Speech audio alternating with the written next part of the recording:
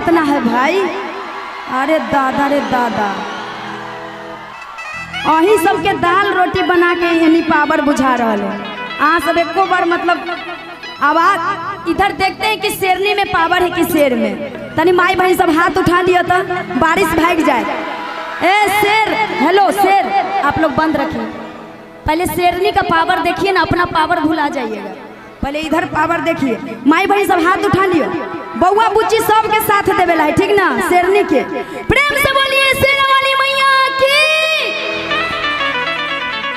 देखलिए ना, अब शेर का थोड़ा देख लेता। तनी शेर सब हाथ उठाए, शेरनी सब हाथ सब नहीं उठाते।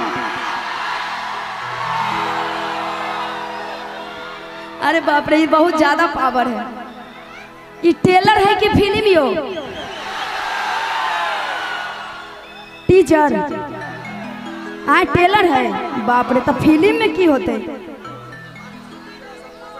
हाँ बारिश भी छूट गया है। देखिए भगवान श्री राम को हम लोग याद किए, बारिश भी। माई बहन सब वहाँ से बैठ जाओ, भर रात देखे के ही कार्यक्रम, ठीक ना। बैठ जाओ, बारिश चल गए, बैठ जाओ आराम से। आप लोग भी बैठ जाइए और शांति बनाए रखिए, क्योंकि बहुत सारे कलाकार आप सबके बीच है। खुश रहिए और आप सबके मनोरंजन के लिए, इसलिए आप लोग शांति। बाप रे बाप, ऐसे ऐसे इशारा कर रहे हैं। अरे कि टुकु टुकु तकला से कुछ ना होई।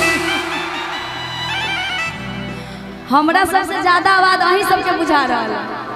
बाप रे बाप, सब यहाँ कलाकार है मधुपुरा में। कि ये राजा, कि ये राजाऊ। माई बहन सब वहाँ सब बैठ जाओ, बारिश नहीं आवे वाला है, चल गए। अहाँ सब हाथ उठा के ताली बजा देने, समझो बारिश चल गए। कि ये राजाऊ आ सोनवा के सिकरिया आ दिल्ली शहर से लइहा हो। और हमारे साउंड मैन, उनका भी हार्दिक स्वागत। बहुत मस्त आप लोग साउंड अपडेट कर रहे हैं, आपका भी हार्दिक स्वागत। कि ये राजाऊ सोनावा कैसे करिया दिल्ली शहर से लइहा